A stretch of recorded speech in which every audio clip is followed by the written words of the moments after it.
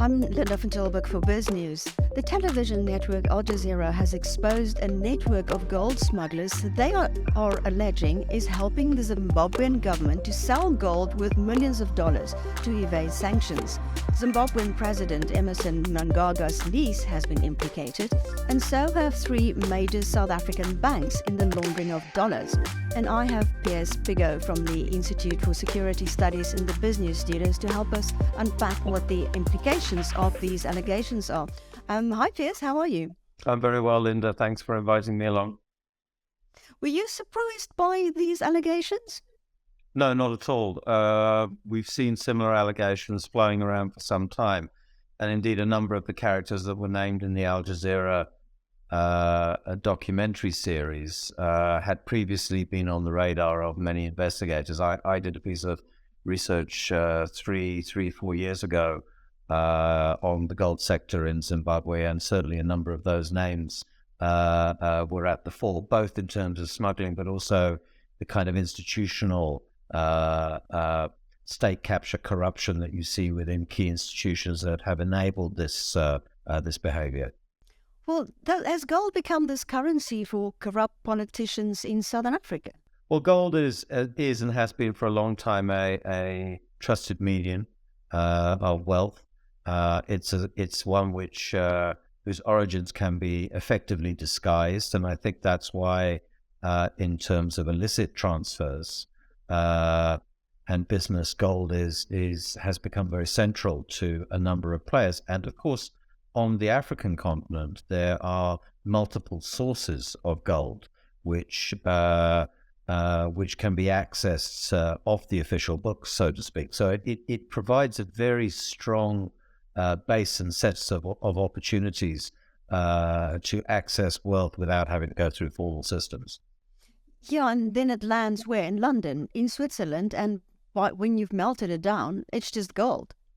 Well, that's the thing, is the control of the smelting. It's basically having systems in place where the integrity of the process can be clear. And I think one of the issues that was being raised by the Al Jazeera investigation is that they were showing control of the process from purchase through to smelting and selling it on, which didn't enable effective checks and balances to be put in play to be able to ensure the integrity of this. You effectively just create a parallel process that has a paper trail associated to it, which ticks the boxes of legality, so to speak.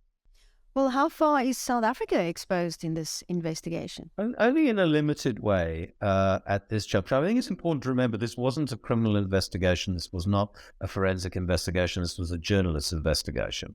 And they have uncovered an enormous amount of very useful information and related documentation, which lends to the fact that there's prima facie evidence on multiple fronts for a proper independent forensic investigation. The question is, will that happen? Now, on the South African side of the fence with the banks, there's been different responses from different banks, with some having already acted on the information, others saying that they reject any form of bad behavior and that they would be looking into this. As far as I'm aware, the materials that were gleaned during the Al Jazeera investigation have been passed on to the requisite authorities in South Africa. And so, we wait to see what will happen. But I wouldn't hold your breath because, we're dealing with, as you know, in South Africa, a multitude of priorities when it comes to the prosecuting authority. And this is compounded by the fact that we have a very thin bandwidth, particularly in relation to forensic financial investigations and competencies to be able to pursue that. And I think this is why so many of these issues are left up in the air. This is why we're having trouble seeing real progress on the Gupta-related state capture investigations and so forth. So yes, these matters are receiving attention from relevant authorities. The question is, does that attention reflect the kind of attention that ideally would be required to look into these matters? And I think therein lies the fundamental concern, Linda, is that there simply aren't enough resources and a clear strategy and plan of action, not only within South Africa, but to deal with relevant counterparts in places like Dubai, the UAE, and Zimbabwe, and so forth. Many processes out there are not being pursued in the way that they could be. Well, President Ramaphosa announced an investigation, which often is how he often deals with matters, but it takes a very long time. Well, yes, and it's important for us to remember the quality and the standard of evidence that needs to be required to prove these things. Issues of corruption, in particular, are notoriously difficult to prove. And one perhaps should be aiming at the sort of more fraudulent transactions that are perhaps more easily identifiable. Again, this goes to strategy in terms of how you engage, how you build your cases, how you build your source base, your witness evidence, and so forth. And at this juncture, it's not at all clear that there's any thinking about a comprehensive, widespread investigation into the allegations that Al Jazeera has identified. Well, Dubai is described as by Al Jazeera as the El Dorado for gold smugglers. Is that what is happening there? Well, the euphemism, you might want to take a little tongue in cheek. I mean, there are some differences between Qatar and the UAE. So, you could argue that they're having an opportunity to have a swipe at each other. But certainly we have seen consistently over a number of years problem of lack of transparency and accountability with the way that gold imports are dealt with in the UAE. And whilst the UAE denies categorically that it is involved in this, increasingly we see fingers pointed at them. It remains to be seen, and of course Dubai is competing with other markets here, and of course this is about competition as well. And market share and so forth. And Dubai has been an extremely convenient conduit for gold production and gold trading that has limited transparency associated with it. Yeah, I mean, it seems to be in the bad books of everyone, but one cannot see any significant action towards strengthening those systems at the moment within Dubai. And I think what's important is that we need to see these issues tied to a broader discussion about illicit transfers of funds out of the continent, a focus that has been given by former President Mbeki, the Economic Commission of Africa, and so forth. So we really need to see this problem as part of a wider component of problems around how money and financial interests are being addressed in the continent. Well, these are very serious allegations and involve so many people in Zimbabwe, including the president's niece. Do you think Zimbabwe even cares being, named like this? No, not in particular. I mean, of course, at the center of all these allegations is the president himself. Yes. He's been, prior to becoming president, he was known to be the key character in the illicit gold market. And that he'd made an enormous amount of money. The fact that his niece was caught with gold in her handbag trying to smuggle that out of the airport, and that those charges appear to have gone nowhere at this juncture, is indicative of the kind of rot that we're dealing with. The Zimbabwean authorities have launched their own inquiries. The Financial Intelligence Unit at the Reserve Bank has cleared those that were identified, saying nothing untoward going on inside those bank accounts, etc., etc. So, although there are going to be other related investigations, supposedly by the Zimbabwe Anti-Corruption Unit, the Parliament, as far as I'm aware, has been prevented from an inquiring into these issues in Zimbabwe. And so we're likely to see a kind of containment strategy coupled with avoidance and denial. That's the standard pattern that we see around these issues. It was interesting at first that the Zimbabwean spokespeople just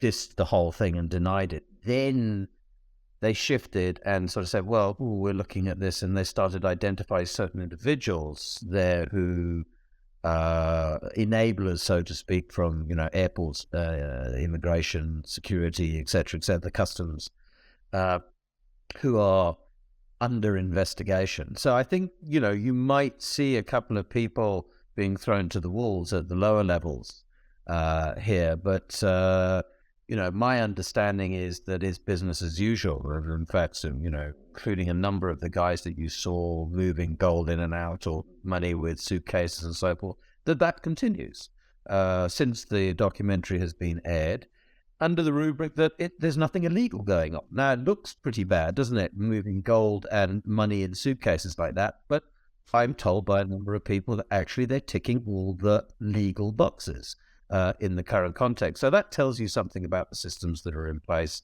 and the kind of controls that are in place. So I don't think we're going to see any significant shift in this space anytime soon. And this is a kind of playground, and a playground of a certain amount of competitiveness between elites in Zimbabwe. There isn't enough gold for everyone. And so this has been a space where there's been tensions between factional elements within ZANU-PF as well, in terms of having a slice of the pie. Sure. Well, Zimbabwe has elections in the middle of next year. So would this have any impact on the elections and the leadership of President Mnangagwa? Well, unlikely. I mean, some people have indicated that Mnangagwa was putting a significant amount of money into the election campaign, and there's some question as to, has gold helped underwrite that in some way or another? We need to also be careful, Linda, about the kind of figures that are flying around, because people talk of billions and hundreds of millions and so forth. And we have to remember that at the end of the day, miners who dig this out are being paid. The question is whether the government and the state is getting adequate money, if there is an off-sales process, if there's kind of a legal beneficiation in all of this. And of course, the central piece of the Al Jazeera process was this was about money laundering. This was about providing a space for people to wash their illicit cash, and that the gold process, the gold sales, was a perfect cover for this. So we need to be careful about what we're talking about. This is not about just tons of illegal gold going out. This is about how the gold system is manipulated to enable organized crime and to ensure, and in the process that the state is not getting what is due to it in terms of normal gold sales. And it's about the systems of corruption and abuse that enable this, that the state in Zimbabwe oversees. So, we heard for some time when we were doing our inquiries 4 years ago about the role of key officials within the Reserve Bank and within Fidelity Printers. Now, a number of those people were named during the Al Jazeera investigation. Does this reflect a systemic issue, or is this rotten apples within the system? From our perch at this juncture, it reflects something that is more systemic. But, it's impossible to tell without having a proper independent investigation.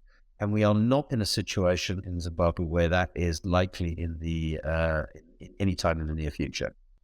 So how does this affect how Southern Africa, including South Africa and Zimbabwe, is seen by international investors? Well, Linda, they will be thrown in one basket and say, oh, corrupt. Systemic corruption. Well, I think, there are some parallels to be drawn to, but in terms of the challenges in the countries in the region. I think one of the interesting things in all of this, and it's puzzling as well, we've recently seen Mozambique and South Africa put on the grey list of the FATF.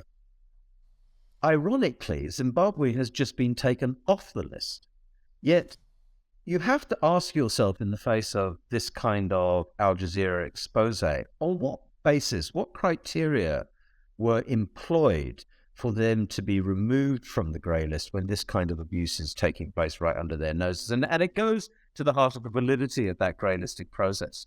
I've asked several questions in several places. I haven't got any clarity on that. So I think we need to keep asking those questions, because there does appear to be an inconsistency, and there appears to be a politics around the way that the FATF is operating. At least that's the That's the impression that is there. Certainly what we're seeing does raise significant problems for the region in terms of organized crime and in terms of the capacities to address organized crime. And SADC has an organized crime strategy, which interestingly the Institute of Security Studies helped facilitate with them, but the implementation of that strategy is some way off. So, there's lots of moving parts out there, which are trying to address these issues with different levels of support and prioritization from member states of SADC. But what we're seeing at the moment is kind of a politics of the way these things are handled. And I do believe that across the board in the region, the tendency is towards denial and avoidance on these issues, particularly in the face of international exposures, which have been somewhat embarrassing for countries such as Zimbabwe and South Africa. So to get back to the election in Zimbabwe, do you think this will have any impact? I think, it's been quite interesting. I saw people translating the different episodes. They dub them or do a commentary over them in Shona or Ndebele, so more people could see this. Will it contribute to a rise of opposition voices and votes? I think it's unlikely, really, at this juncture. I think for many people, this is grist to the mill. They know that there is widespread corruption. This exposes and puts on camera, which is, of course, what's different, behavioral patterns which people are very familiar with. I mean, you get some characters in this thing like the diplomatic mafia, this Hubert Angel and his little English preacher sidekick, Ricky Doolan, who are interesting characters. And it's good to see that there's been calls for them to be investigated within the House of Lords on these issues. They're both British citizens, of course, in this. But I think, sadly, in the current context of forthcoming elections, this kind of exposure is going to be dealt with as we've seen with other exposures. I mean, 2 weeks ago, there was a release of a new report from the Century, which is called Spin Cash, which is about the chrome mafia in Zimbabwe and exposes some of the shenanigans around that sector. We've seen previous reports from one called the Cartel Report, another one done by the Century on coup d'etat Kwere. I mean, there's been lots of reporting around some of the fundamentals on state capture in Zimbabwe, but it hasn't generated a convergence of action from Zimbabweans. And I think that this in many ways reflects the state of mental health in some ways, that in terms of coping, that people are aware that this stuff is going on. They've got no means of dealing with it. So not only are they burying their heads in the sand, but, you navigate around it. And so I think this is the somewhat desperate space that we're in.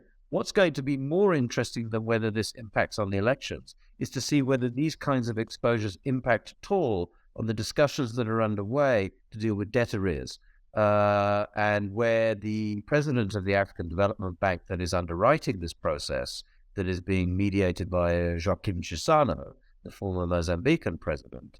The issue is now whether there's going to be a more honest conversation about the issues of concern that are on the table that have prevented the debt arrears process moving forward.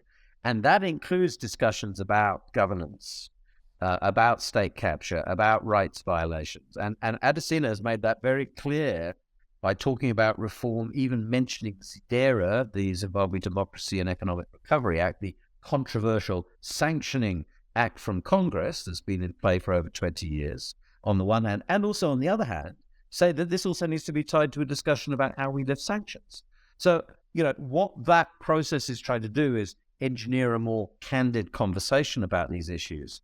Will they airbrush out these issues in terms of the distortions in the political economy that appear to be widespread and systematic? Probably not. Piers Pigou from the ISS, thanks so much. That's my pleasure, Linda.